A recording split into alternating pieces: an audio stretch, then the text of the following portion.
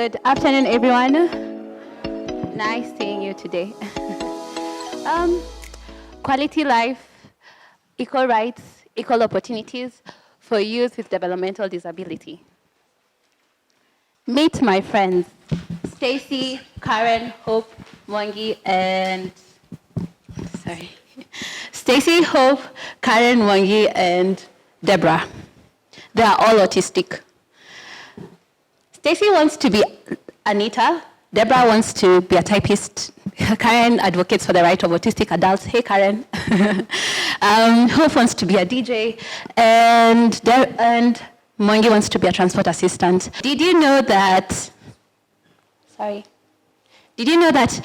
out of the 220 million youth with developmental disability, 80% of them live in developing countries. And in Kenya alone, there are 187,000 youth with developmental disability. 73% of them are employed. You might be asking, why are 73% of them unemployed? So first, there are little or inadequate institutions that are geared to training them on work readiness skills or equipping them with skills that will prepare them for the job market. 2, people don't know how to integrate them in the job setting. 3, there's little or lack of awareness of older or youth with developmental disabilities in Kenya. How many people in this room, by show of hands, know someone who's autistic or who has a Down syndrome who's 50 years old? Yeah, they do exist.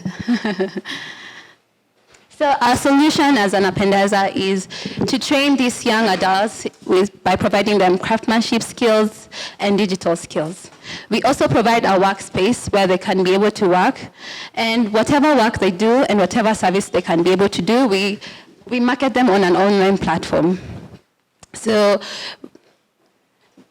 I think we were able to do a pilot program, and out of the pilot program, we were able to knit scarves and hats and make candles.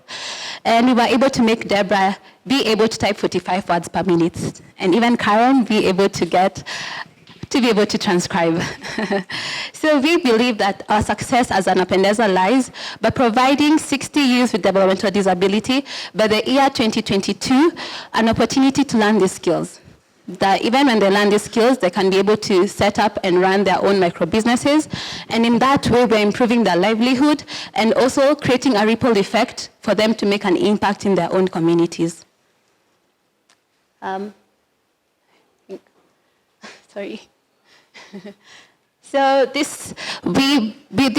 so when they get in, we'll get a bunch of 15 by August 2019. And out of the 15, after 4 months, we will set them a micro business. So that will accumulate to 3 micro businesses. And we will set them up in terms of groups of 5 so that they can all run one micro business, and it's easy for them to be able to support each other. We are so big on community, and that's why we are setting up 5 people for one micro business. So that's our attraction. In August 2019, we'll be able to get 15, and then in November 2019, we will get other 15, and in February 2020, we will recruit another 15, and in May 2020, we will recruit another 15. That makes a total of 60 youth with developmental disabilities. Our revenue includes, you might ask, how are we going to be sustainable? 10% of what will be we will get 10% from the micro businesses, and that will be plowed back to Anapendeza to be able to recruit more youth with developmental disability. And we will also get 10% from all the goods that are sold on the online platforms.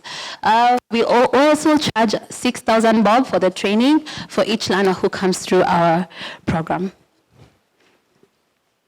So we have other people who do this. We have special needs vocational centers, and we also have schools that have vocational training programs. Why are we different? First of all, we have a really cool team who have been trained on inclusive disability employment. We are very big on having an integrated community, and that's what we are here for, creating a big community of youth who are contributing members of the society. To our partners, we're partnering with Jumia and Cash Kenya to be able to sell their products online, and also through our online platforms, we will be able to sell their products. 3, as I said, we are so big on community, and we want to see that these young people are included and given opportunities to blossom and become contributing members of the society.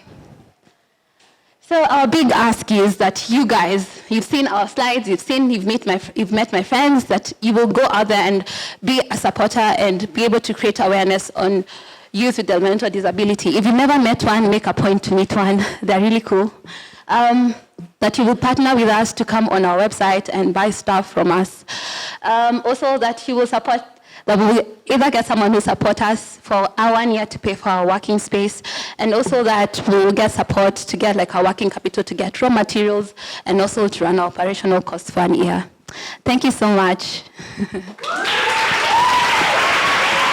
Ladies and gentlemen, give it up for Eva. So again, 2 more questions from the judges, and some audiences are looking at me like, can we ask questions? Is that true?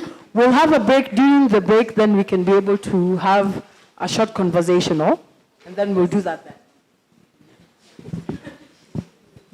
then. Thank you for your presentation. I'm just wondering about, you've impacted them with a skill to be able to work. How about the business management skills for their future businesses? So we are developing a job coach toolkit in partnership with the University of the Virgin Islands.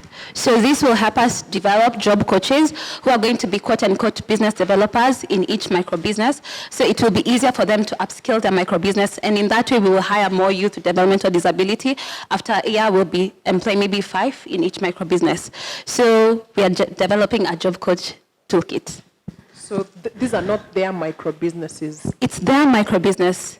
So we set up a micro-business for them, and we ensure that they get a fund from the National Fund of People with Disability to get a working capital. So they run on their own, but they get support from a job coach who's like a quote-unquote business developer to help them with marketing their product, ensuring quality assurance of their product. So yes, to just ensure that everything runs in a systematic way.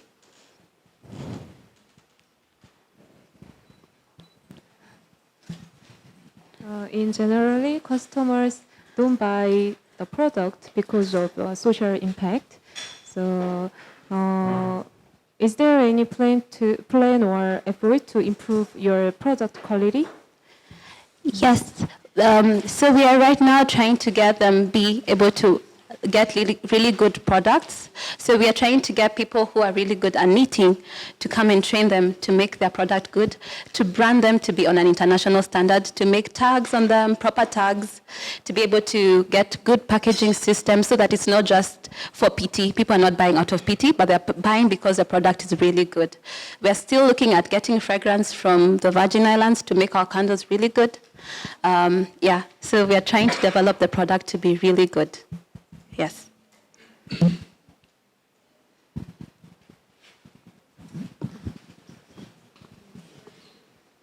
Thank you for the presentation. That was awesome. This is a very simple question, but can you share a bit more about your team?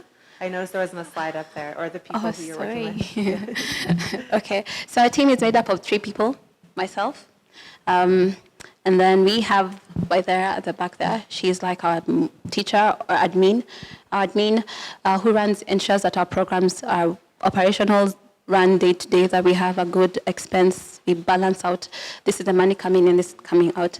And then we have one who's in the field who helps us with just being able to interact with the parents. Her name is Faith. Just meet parents, and she's a bit older. So when we go to social events, she's able to communicate to parents and being able to give us a base to meet these parents who have youth with developmental disabilities who are kept in the house. So she's like our baseline of meeting parents who have youth with developmental disability. Yeah. All right, ladies and gentlemen.